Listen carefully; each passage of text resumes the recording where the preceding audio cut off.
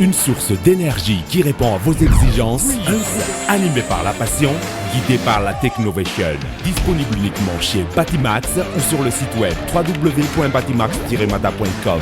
Vous présente Nivavo. 5G Batelma, des actualités uniques, dynamiques et renversantes dans le journal TV.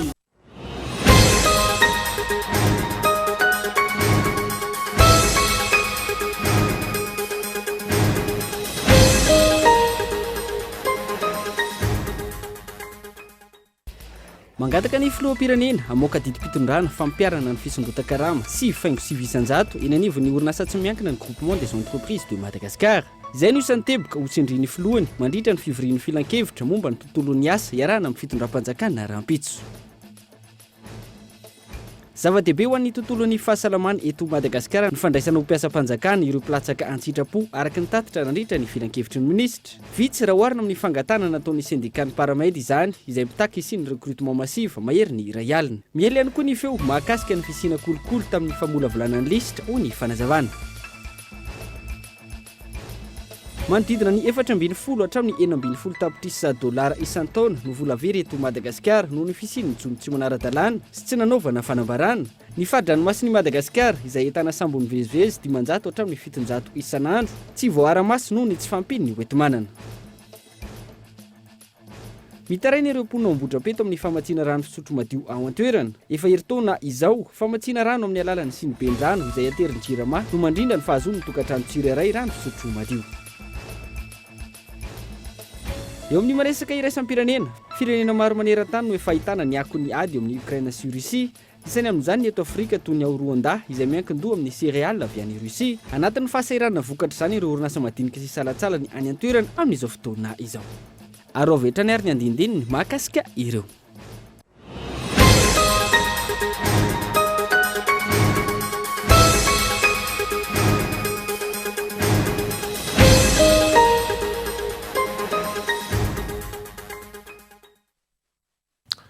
Finaritra tokolasy toboa fotoana avao eto amin'ny école de vie Manasanoara hanaraka izany hatramin'ny farany. Nanomboantsika ny vaovao dia hangataka ny filoham-pirenena hamoaka faran'izay ny décret ho fampiarana ny fisondrotan-karama sy faingo sivy isan-jato eny anivon'ny orinasa tsy miankina ny groupement des entreprises de Madagascar na ny GEM. Yves Richard. Raha mpitso raha tsy misy fiovana ny fivoriana filan-kevitra momba ny tontolon'ny asa eto Madagasikara izay fanatrihan'ny fitondram-panjakana. Tarihan'ny filohan'ny Repoblika sy ireo mpisehatra isan-tsokajiny. Raha ho an'ny fivondrona ny orinasa tsy miankina na ny GEM izay nahazo fanasana manokana. Ny famoahan'ny filoham-pirenena farany izay aingana ny didim-pitondrana ho fampiarana ny fisondrotan-karama. Eny anivon'ny orinasa tsy miankina no iadivana izy ireo. Raha ny fanontaniana manokana momba ny hoe fisondrotan'ny karaman'ny mpiasa amin'ny sehatra tsy miankina dia araky ny tenin'ny madame na ministra tao dia efa nisy fanarahana teo amin'ny mpampiasa sy ny mpiasa ary natao tao ambanin'ny fianakentany CNT Conseil national du travail izy fa dia nifanaraka zany ny rotota fa isonitra sivy isan-jato ny karama ambany indrindra eo amin'ny sehatra tsy miankina ary miatra manomboka amin'ny voalohan'ny volana aprily 2024. Izay orisana ara-pitso angataka manokana mihitsy zany président mba hamoaka angandaigna ny décret satria tsy any mpiasa antsony izy fa efa maro ny orinasa tsy miandra ny décret io efa nampiatra izany fitombony izany. Raha ny mahakasika ny fampiarana ny fisondrotan-karama sy ny karama farany ambany eto Madagasikara. Nahita mpivoarana ny momba izay tao anatin'ny 5 taona farany raha ny teny anivon'ny orinasa tsy miankina mpikambana anatin'ny GEM. Mahakasika ireo orinasa tsy manara-drafitra lavitra ny fanaraha-maso ny olana amin'izao fotoana. Hoy ny filohan'ny fivondrona ny orinasa tsy miankina eto Madagasikara. Orinasa formel membre ny GEM manokana ataoko fa tsy misy na iray aza sy mampiatra an'io SMIC 200,000 ariary io. Ny olana mipetraka dia amin'ireo orinasa informel satria izany tsy any amin'ny CNAFS, tsy any amin'ny OG sy mando fiscalité any amin'ny fanjakana donc tsisy misy fanaraha-maso an'ilay karama omeny dia ararotiny izay mba anoizana karama ambany SMIC. Donc ny olana mipetraka zany dia amin'ilay orinasa informel fa tsy amin'ny orinasa formel. Izay no mahatonga anay sehatra tsy miankina mangataka mihitsy ny ady mba hitonomana amin'ireo orinasa informel izay karazana concurrence déloyale koa ho an'ireo orinasa izay mandony tosa sy ny condition knapy isan-karazany ary manaja nisy mingy. Na izany na tsy izany, efa misy orinasa ranom-pikambana izay manampiatra avy hatrany ny fisondrotan-karama sy faingo sivy isan-jato na tsy mbola nivoaka aza ny didim-pitondrana momba io. Mbola betsaka ihany koa ankilan'ireo miziriziry amin'ny heviny, na eo aza ny fahasahiranana hita ho miatra amin'ny mpiasa malagasy.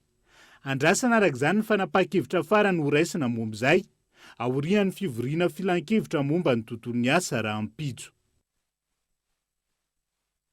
Niakatra dimy kosa ireo namoniaina raha toka fitony tsy hita taorian'ny fandalovan'ny Dividoza Jasmine raha ny tatitry ny BNGRC ny ariva teo antombo 924 ireo trabona amin'ireo distrika 5 eo amin'ny faritra Atsimondrefana ary 523 ireo nafindra toerana ao amin'ny gymnase couvert Toliara tonga nijery ireo trabona tany an-toerana moa ny solotena mpanjakana raha ny fampitam-baovao voaray.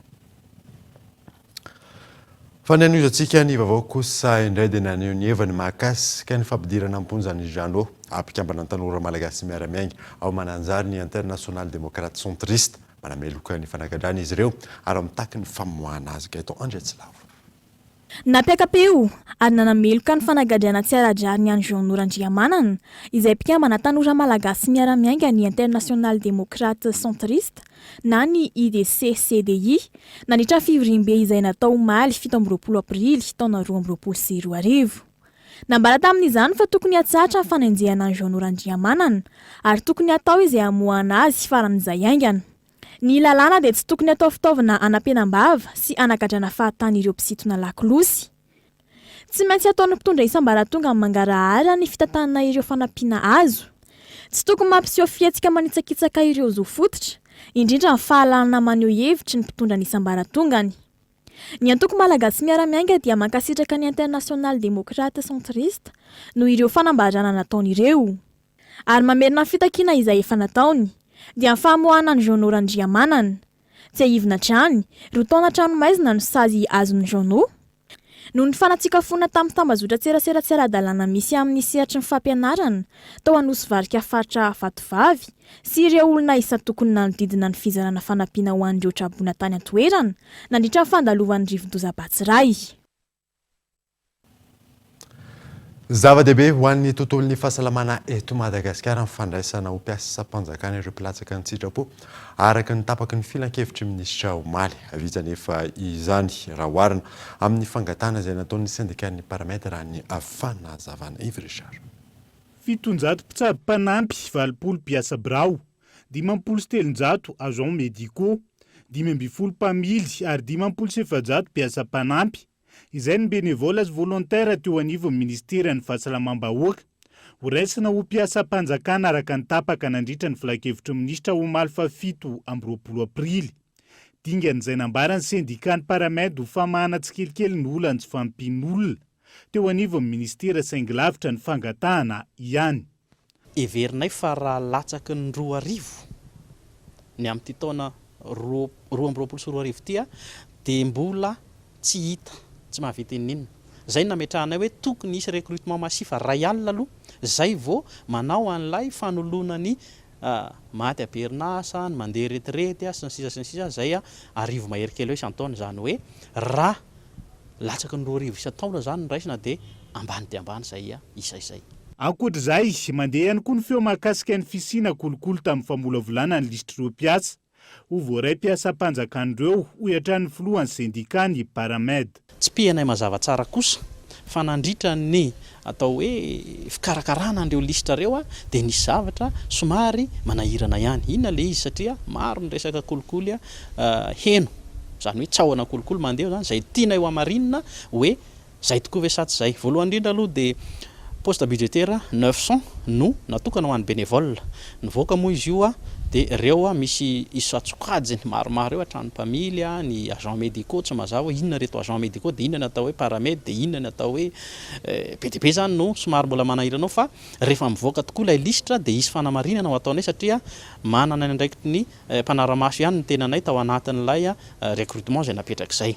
Na izany na tsy izany misy ny lamina sy fepetra manokana napetraka ialana mikolikoly ka isan'ny sivana ny fatenan'ireo ho raisina mpiasa mpanjakana ny vem-potoana ny asany. Io ihany koa ny traikefa sy ny famendrina araka ny tatitra ny filakevitry ny minisitra omaly fa 7 aprily hatrany. Teboka maro ihany koa ankoatr'izay no nisongadina nandritra ny filakevitry ny minisitra. Mbola lavitra ny ezaka amin'ny fiarovana sy fiantohana fahasalamana ho an'ny mpiasa malagasy ankoatra ny fanentanana ny orinasa hamafisina ny fifandraisana amin'ireo firenen-kafa izay mandray teratany malagasy raha ny fanazavana fanadina. Voakasika izay goragora amin'ny fiarovana sy ny fiantohana ny fahasalamana eny anivon'ny toeram-piasana izay ihany koa.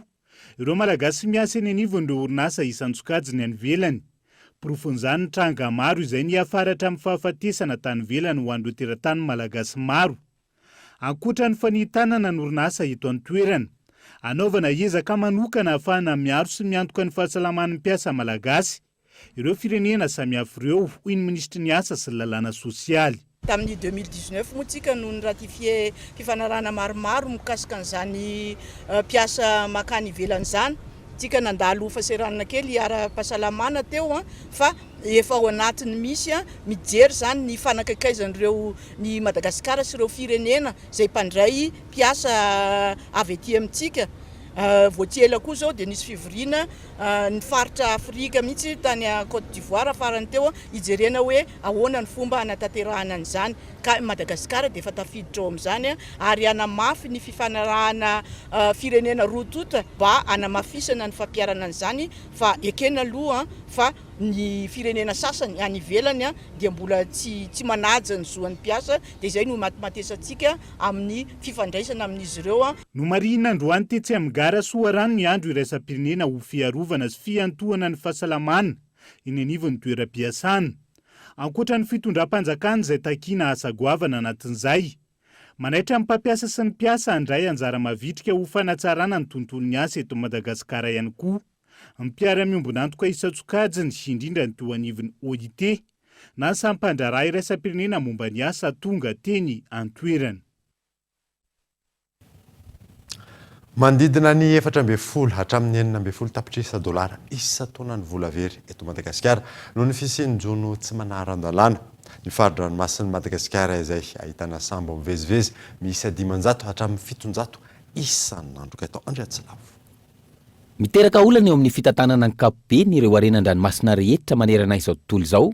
Ny fisian'ireo jono tsy manara-dalàna, tsy voafehin-dalàna ary tsy voafanambara. Antony mahatonga azy olan'izao tontolo izao ka tsy maintsy hitadiavana vahaolana. Miteraka fatiantoka ho an'ny firenena tsirairay ihany koa ny fisian'ny jono tsy ara-dalàna, tsy voafehin-dalàna ary tsy voafanambara.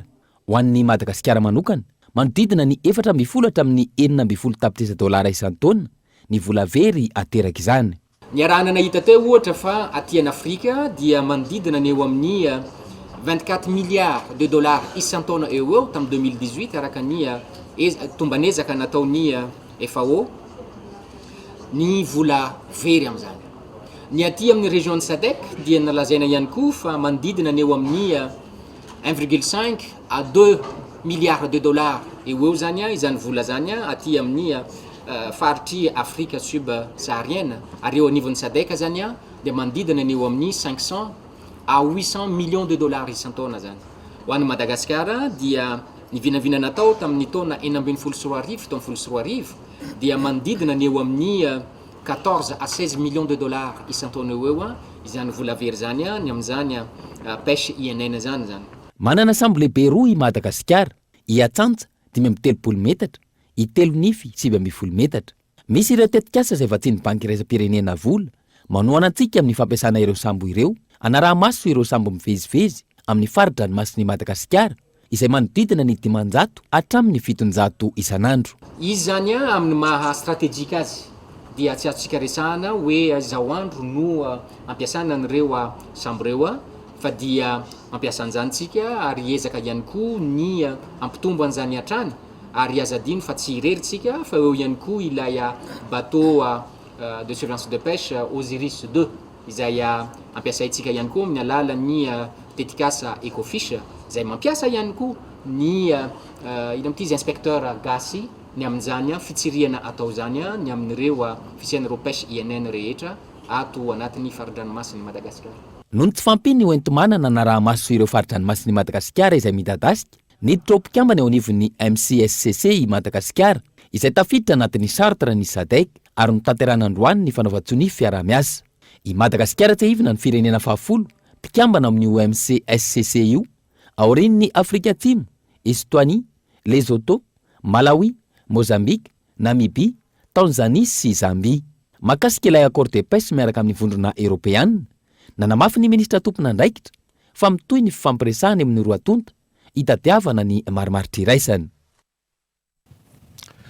Manomboka kosa ny andrana fampandehanana ny ilay milina faharoa ao Andekaleka izay manome herinaratra 30 megawatt. Irosona ny fametrahana ny milina faefatra izay efa mandidina ny 70 isanjato ny fahavitany asa ony Jirama eto Andretsilava. Tamin'ny ray ora ny maraina teo, niroso tamin'ny fanombohana ny andrana fampandehanana ny milina faharoa ny teknisianina ao Andekaleka ka 7 megawatt no tanjany tany am-Piandohana. Nampiakarina tsikelikely zany ka nahatratra ny tanjany farany ambony 30 megawatt io milina io tamin'ny 5 ora maraina. Mbola anatin'ny fanaraha-maso ny milina ireo teknisianina, isoroana indray ny mety ho tsy fahatomombanana. Rehefa tafapetraka ny milina faharoa, iroso amin'ny fampandehanana ny milina farany groupe 1 izay simba tanteraka noho ny famaizana ny volana janoary lasa teo ny teknisianina ka amin'ny tapaka ny volana May any ho any no iotina ny milina fahatelo. Nametontsika hoe isaky ny 6 semaines eo zany tokony mamerina groupe anankiray tsika verika fa tsy nisy groupe nandeha tamin'izany fotoana izany. Dia amintsika amin'teny izao zany tamin'ny volana janoary ny tranga efa misy groupe anankiray zany zao tafaverina zay mamokatra eo amin'ny 30 megawatt eo zany mamatsy ny herinaratra miainga avy aty. 20 megawatt avy amin'ny ilay milina efa nanomokatra nanomboka ny volana febroary lasa teo, ary 30 megawatt ny amin'io milina groupe faharoa izay mbola raha maso akaikeo. Herinaratra 450 megawatt araka izany no vokarin'ny toby famokarana herinaratra azo avy amin'ny rian-drano ao Andekaleka. Aorian'izay, irosona ny fametrahana ny milina fahaefatra izay efa manodidina ny 70 isanjato ny fahavitan'ny asa fametrahana io milina io amin'izao fotoana izao. Transfo vaovao, groupe vaovao dia efa mandroso ihany koa amintsika amin'teny izao efa eo amin'ny 70 isanjato ny asa io zany mbola fametrahana an'ilay groupe fahaefatra vaovao no efa tanteraka, ary ny ampiasantsika ny groupe fahaefatra io dia amin'ny volana Jolay, faraparany volana Jolay io zany ny tanjontsika ametrahana an'ilay groupe fahaefatra. Amin'izay fotoana izay zany dia groupe anankiefatra miaraka amin'ny groupe ray vaovao zany transformateur roa vaovao no ahoditsika zany amokatra eo amin'ny 20 megawatt eo zany hoe manampitsika 30 megawatt zany amin'ny famokarana herinaratra amin'ny angova Zavoazina miala avy eto Andekaleka. Andrasan'ny mpanjifa ny isian'ny herinaratra mahampy ny filana ka tsy hisy intsony ny fahatapahan-jiro sy ny fitokonana vokatra izany. Eo ihany koa ny fanatsarana tranon'ny tolotra omeny Jirama ka tsy hisy intsony ny hoe arakaraka ny fahatapahan'ny jiro no vao maika mampisonitra ny faktura tsy maintsy aloha rehefa faran'ny volana. Mitaraina kosa ireo mponina ao Ambodrapeto amin'ny famatsiana rano fisotro madio ao an-toerana. Efa ho herintaona izao famatsiana rano amin'ny alalan'ny Sinibenirano izay aterin'ny Jirama no ampiasaina eny ao an-toerana fanadina. Niteraka savorivory tamin'ireo mponina ao amin'ny commune telo, Ambodrapeto, Fiombonana ary Akandibanga, ny kalitaon'ny rano vatsian'ny Pompiombonana amin'izao fotoana izao. Nilaza ireo mponina fa efa herintaona izay ny aina fijaliana amin'ny famatsiana rano fisotro madio izy ireo. Tsy maharaka amin'ny famatsiana mponina manontolo ireo Popo-drano Iombonana, ka ireo Sinibenirano izay aterin'ny Jirama no hany manampy azy ireo. Nanamafy ihany koa ireo mponina Ambodrapeto fa tsy zarizary ny fahadiovan'ny-drano avy amin'ireo Pompiombonana. Aty amin'ny faritra Ambodrapeto zany tena mijaly mihitsy satria menamena be le rano ampiasainay tsy mba madio mihitsy nankirana tonga dia menamena be ka miangavy zay mba ataovy madio le rano sony sady motra misy fofona fahafa le izy ohatry hoe misy fofona kirana trondro maina zany dia tsy zakany le izy fa mba miangavy zay mba ataovy madio le rano sotronay. Matompoko tena maloto be sady mampangididy be le rano. Tena nitesta sotro le rano Jirama zay fa tena mangididy tompoko dia marary foana kipinay. Io zany lasa enana raha ohatra ka sanatria hoe esorina le bombona dia mety be indray zany ny aretina ety amin'ny faritra Ambodrapeto ity tompoko.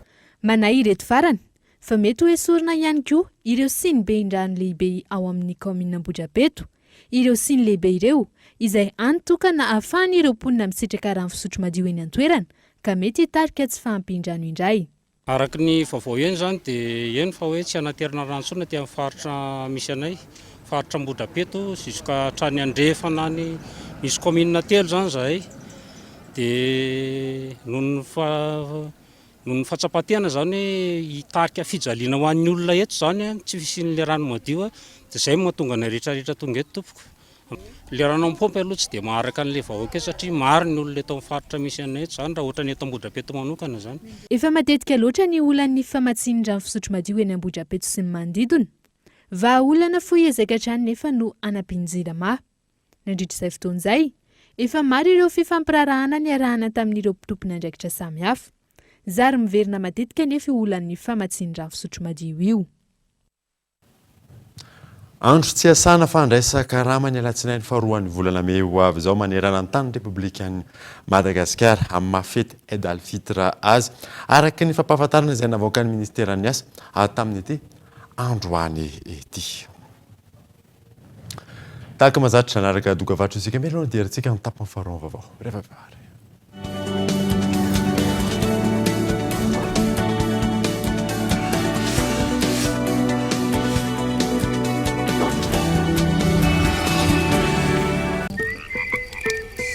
Maizina be izany Marco. Boum. Mangina be izany Marco. Boum. Resaka ataoko aminao monsieur le commissaire. Lobaty hein. Resaka inona? Fa nga tena hoe tsisy mozika mihitsy ba ina. Zany hoe. Boum.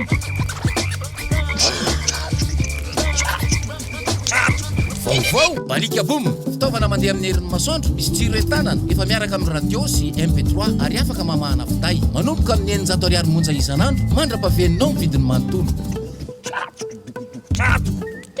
Balika mamiratra no aviko. Une source d'énergie qui répond à vos exigences, un groupe électrogène fiable et performant, silencieux et économique, optez pour Greaves Power, les groupes électrogènes numéro 1 en Inde depuis 1859, dotés de moteurs et alternateurs robustes, proposent une puissance de 5 à 2500 kVA. Un vrai rapport qualité-prix pour 1 million de groupes vendus en Inde. Disponible uniquement chez Batimax ou sur le site web www.batimax-mada.com. Greaves, animé par la passion, guidé par la technovation.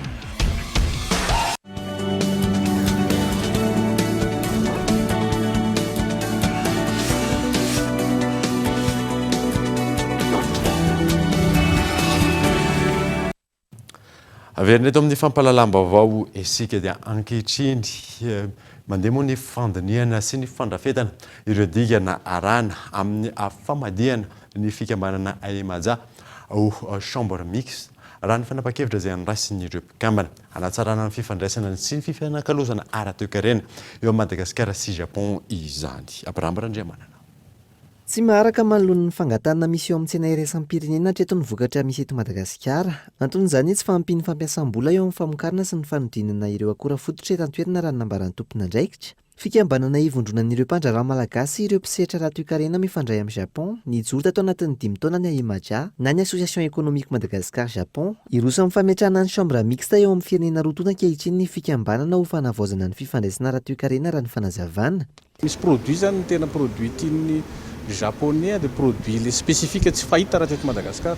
Zay zany tena hoe zavatra ngeza be afaka développentsika zany mbola malalaka be. Ny bureau ohatra zany tadiavin'ny japonais ohatra tena any amin'ny 300 tonnes any zany misy demande tena réel. Tsika tsy mahavita fa tsy 1 tonne latsaky zany ary. Ka rehefa tonga zany ny investisseur japonais hoe eo akaty Madagasikara dia mandalo ato aminay matetika ry zareo manontany hoe aiza sy aiza zany izy. Eo le tira tongavana amin'le hoe chambre mixte zany. Chambre mixte zany c'est institutionnel kokoa. Azonareo manana poids zany institutionnel et diplomatique satria chambre mixte zany reconnu zany amin'ny ministèren'ny industrie zareo any dia reconnu ministèren'ny industrie atsika eto. Afaka manao proposition de loi misy ny chambre mixte tsinona zany. Azonareo dia mitondra an'le etaetan'le secteur privé manatsara zany le environnement d'affaires. Feno 80 taona ankehitriny ny sy ny fifandraisana sy ny fiaraha-miasa eo amin'ny firenena roa-tonta. Maro ireo tetikasan'ny tanteraina nandritra izany ary anisan'ny lehibe indrindra ny asa fanitarana ny seran'Antsambon'ny Toamasina ankehitriny. Antenana hitondra zava-baovao ho fampivelarana sy ho fampiroboroboana ny sehatra ny fampiasam-bola eto Madagasikara ankehitriny ny fisokafan'ny sisy tany indray raha ny nambarany Masoivony Japon. Fantatrareo fa nandalo vanim-potoan-tsarotra isika nandritra ny fianaky ny valanaretina Covid-19. Ankehitriny anefa efa miverina misokatra ny abakabaka ary izany hitanay fa fotoana tsara izao ahafana manatsara indray ny fifandraisana ara-toekarena sy ara-barotra ary fampiasam-bola. Ao anatin'izay ny AEMADIA dia heverina anana ny andraikiny lehibe amin'ny fampahafantarana ny mikasika izay fifandraisana eo amin'ny firenena roa-tonta. Maro ireo ezaka atao ametrana ny fepetra mifanaraka amin'ny fandraharahana eto Madagasikara, na izany ho an'ny Japon na ho an'ny eto an-toerana. No côté Japon et aussi côté malgache. Nisokatra tamin'ny fomba ofisialy androany tetsy amin'ny Nouveau Hôtel Larobine Semaine économique de l'AEMADIA. Nisy nandritra izany ny fifampizarana mikasika ireo lohahevitra toy ny fiovaovan'ny toetrandro sy ny ara-toekarena, ny fampandrosoana maharitra ary ny sehatra ny varotra sy ny fampiasam-bola niarahana tamin'ireo mpisehatra malagasy sy japonais. Raha mipitso no hifarina ny fanatanterahana ny Semaine économique de l'AEMADIA ho an'ito Antananarivo ary toy an'ny Toamasina kosa izany ny 5 sy ny 9 ny volana Mey izao. Iobana amin'ny fankalazana ny voalohan'ny volana Mey izay andro maneran-tany ho an'ny asa sy ny zon'ny mpiasa ny fandarana ankitso-porampitso izay arahana ao aorianan'ny fampahalalam-baovao. Iadina hevitra amin'izany ny lohahevitra hoe ampiasa malagasy amin'ny takany ny famoronana asa sy ny fidiram-bola mifanaraka amin'ny vidim-piainana ary ny fampiarana ny tany-tandalana sy lavitry ny kolikoly. Arahoariny sominy amin'izany. Raha jerena izay fampiakarakarama zay amin'ny sehatra ny fanjakana dia indray mandeha ihany filoham-pirenenantsika no nanao izay fampisondrota-karama zay raha tsy diso izao moa izy tamin'ny narahantsika tamin'ny vaovao tamin'ny farany teo fa hanao zay fampiakarakarama zay tsy haitsika zay any ampony ihany na ampiakatra 400 izy fa izahay mpitarika syndikaly dia nangataka nylay fampisondrota-karama 300. Inona moa no nahatonga anay hoe hiangataka ny fampiakarakarama io 300 io noho ny fidangany vidim-piainana eto amintsika izay tena miaraha malala sy raha mahita amin'izao fotoana izao fa enjana tokoa ny vidim-piainana. Tsy hitentsika raha fatrindreo PPN reo dia tsy voavidy ny mpiasa-panjakana intsony zany hoe tsy mahavita ray volana zany ny sakafo ny vola pelatana ny mpiasa-panjakana satria nohon'ireo charge fixe na ireo zavatra tsy maintsy aloha ny mpiasa-panjakana raha tsy tena ohatra hoe ny ofatrano ny frais bus andeha hiasa ny sakafon-jaza ny tsy fahasalamana raha reo no jerena dia tsy ampy ny karama ny mpiasa-panjakana. Raha manao kadikady tsotsotra fotsiny tsika hoe ohatrinona no mety hoe ofatrano farany ambany amin'izao fotoana izao ary raha mananjanaka mianatra dia ohatrinona ny sarany ataontsika hoe fampianarana ho an'ny zanaky ny mpiasa.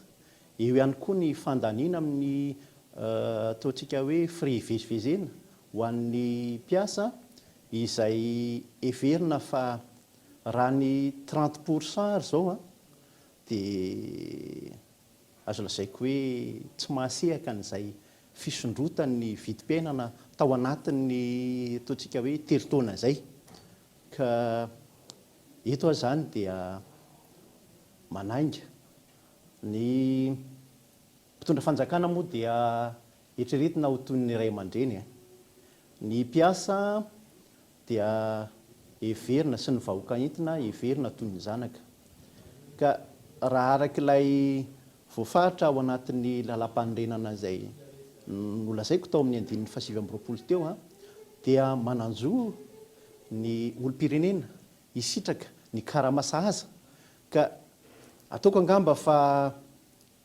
efa tsy tokony ho latsaka izay 300 izay tsony ny fisondrotan-karama sahaza ny misehatra tsy miankina fa lafo vaovao kosa indray dia maro ny zavakanto malagasy misongadina eto amintsika amin'izao fotoana izao. Anisan'izany moa ny fangalana sary nisy androany ny fanehoana ireo asa sy fitaovana nampiasain'ny Ramily Fanadina.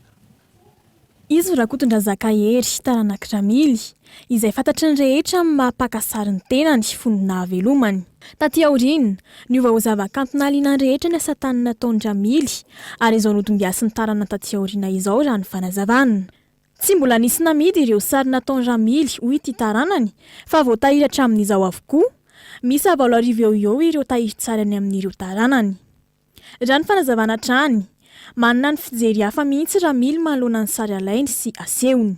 Ny tena mampiavaka ny Jamily zany dia tsy hoe pakasary niankina tamina société izy na ohatr'izany fa izy tena anazy manokana izy sy tena namorona zavatra rehetra.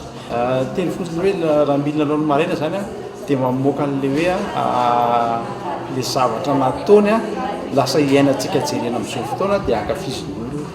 Zay dia menada ny tena marina misy anabavika anankiray nanampy fitazomana ny resaka fakana sary fa resaka côté teknika ana sary za rery ihany satria za dia anisan'ny mbola tena niainana araka tamin'ny Ramily sady mianatra dia rehefa tonga avy any am-pianarana dia efa manafatra Ramily hoe ny karaha amin'ny labo fa pino fa misy asa ohatr'izao fitainao dia lasa hoe nampianazy eo. Ramily rehefa miasa tsy ohatran'ny olona mpiasa birao akory fa nambony 20 alina izy dia mbola tavelo anaty labo rehefa misy zavatra maika vitaina dia ao ianao zay dia miaraka aminy eo ianao.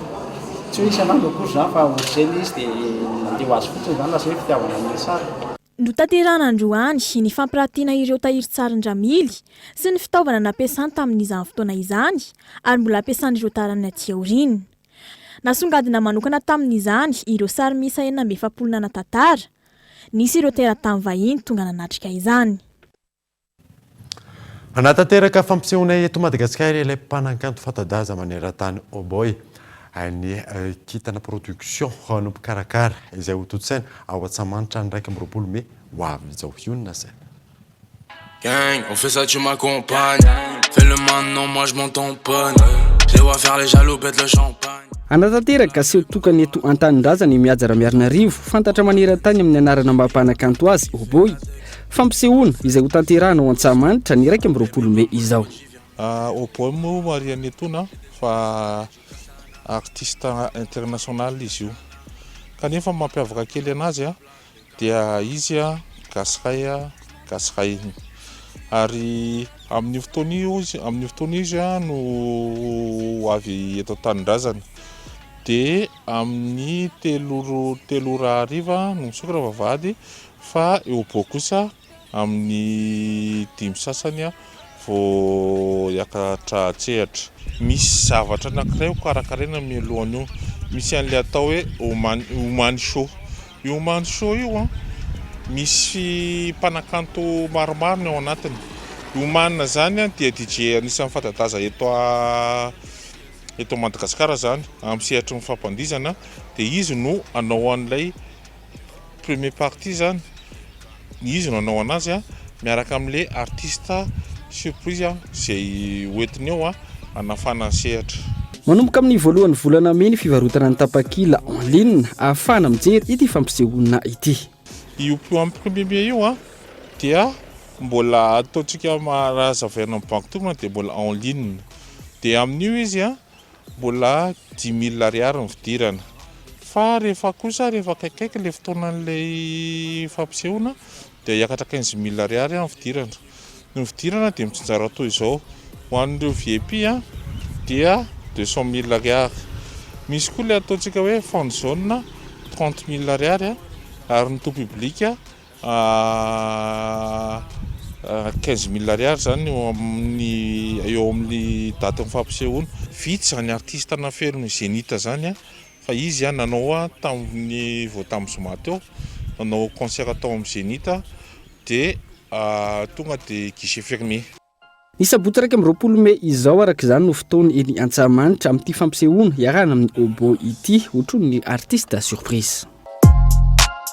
Ils ont grave le seum, posé je bois mon caprice. Une vie pas très saine, je veux pas voir ma seule rétrécir. Tontolon'ny fanatanjahantena kosa indray dia nitanterahana alina ny lalao faharoa eo amin'ny digana manasa-dalany Ligue des Champions izay nandresen'ny Liverpool any Villarreal nandresy tamin'isa roa ohatrany raitra tamin'izany fanadina. Totosa omaly ny lalao manasa-dalana faharoa amin'ny Ligue des Champions en Europe izay nampiatra noho ny Liverpool andry zareo Villarreal. Raha ny fintiny lalao ny raitra noho ny fehizany tamin'ny ankapehany tamin'ny alalandry Mané sy Risala raha ny anona tamin'ny fiarovan-tena ny Villarreal. Tsy nahita irika ny Liverpool teo amin'ny fizaram-potoana voalohany fa voatana aotrany ohatra. tany amin'ny fizara-potoana faharoa namono teny izy topianina teo amin'ny minitra fa 3:10.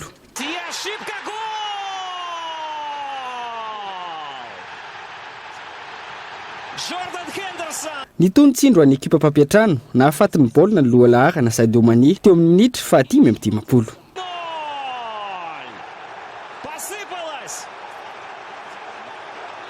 Ho tanterana ny herinandro avy io ny lalao miverina amin'ity tingana manasa-dalana ity izay eo na ny Real de Madrid amin'ny Man City ary Liverpool sy Villarreal. Maresaka iraisam-pirenena izay hatrany dia firenena maro maneran-tany no efa ahitana ny akoniady misy eo amin'ny Ukraine sy Russie isan'izany ny eto Afrika toy ny Rwanda izay miankin-doha amin'ny céréales avy any Russie fanadina. Tahaka ny isa maraina mamonjy toeram-pivarotana ito latifoninina ividy farine de blé ampiasaina amin'ny tsenany izay misehatra amin'ny fanamboarana kalety. Miakatra saika isan'andro ny vidin'izany. Androany zao €2 na manodidina ny 707 ariary ny 1 kilao. Izany hoe nahitana fiakarany 520 hatramin'ny nanomboany ady tany Ukraine. Raha ny fanio-kevitra ity mpamongady tao anatin'ny 3 herinandro ny tena nahitana io fiakarany io. €1.70 hatramin'izay lasa €1.80 ary izao €2.20 izao. Ho an'ireo efa mpanjifany omeny €2 ihany ny 1 kilao ho fampitsinjovana. Ito latifoninina izay fantatra amin'ny famokarana galety sy crêpe eto Kigali Rwanda na mandeha aza ny tsena antsasaky ny vola azony teo aloha no azony ankehitriny raha ny fanazavany. Ny crêpe iray izay amidiny 10 centimes d'euro ary tazomana ny mpanjifa tsy nampiakarina ny vidiny na mitombo aza ny masokarena fa ny abeny no nahena. Raha ny fanokevitry ny mpahay-toe-karena ny antoerana tsy hijanona hatro hoe ity fiakarany vidim-piainana ny Rwanda ity raha ny zava-misy eo amin'ny sehatra iraisam-pirenena no jerena. Ny governemanta izay tokony hitady vahaolana anatin'ny foiezaka momba ity krizy eo amin'ny farine de blé ity ho hiatrany ny mpahay-toe-karena noho izany ankinana tanteraka amin'ny Russia. Isan'ny vahaolana arosiny amin'izany ny fanovana ny fomba fisakafon'ny vahoaka tsy ankin-doha amin'ny céréales intsony. Eo ihany koa ny fampiasana ny teknôlôjia vaovao ahafahana manatsara ny sehatry ny fambolena fa indrindra ny firosoana amin'ny famokarany Rwanda céréales fa tsy ny katsaka sy ny sorgho fotsiny ihany. Ny fitondram-panjakana izay nanambara fa eo am-pitadiavana vahaolana momba ity raharaha ity ankehitriny ary efa nilaza ihany koa fa tsy maintsy ho sahirana ny toe-karem-pirenena amin'izao zava-misy izao ka tokony homana ny rehetra. Indrindra ity krizy eo amin'ny Ukraine sy Russie ity izay tsy mbola fantatra ny fotoana ataperany. Momba izay ady eo amin'ny Ukraine sy Russie izay. Any Ukraine ankehitriny ny sekretera jeneralin'ny ONU Antonio Guterres mijery ny zava-misy any antoerana toy ny Kiev, Bucha sy ireo faritra izay potika vokatry ny ady. Eo anatrihan'izany rehetra izany manohy ny fandrosoany any amin'ny tapany atsinanana sy atsimon'ny Ukraine hatrany ireo tafoka rosianina. Nanamafy ny fampitandremana efa nataony tanam-piandohan'ny ady ihany koa ny filoha rosianina Vladimir Poutine fa aingana ny valifaty ataony amin'ireo firenena mitsabaka amin'ity raharaha tokantrano izy ireo sy ny Ukraine ity. Dia ny maresaka iraisam-pirenena manakatonao vaovao tamin'ity andro andeha angatrano nanaraka izany soava tsara adoloko.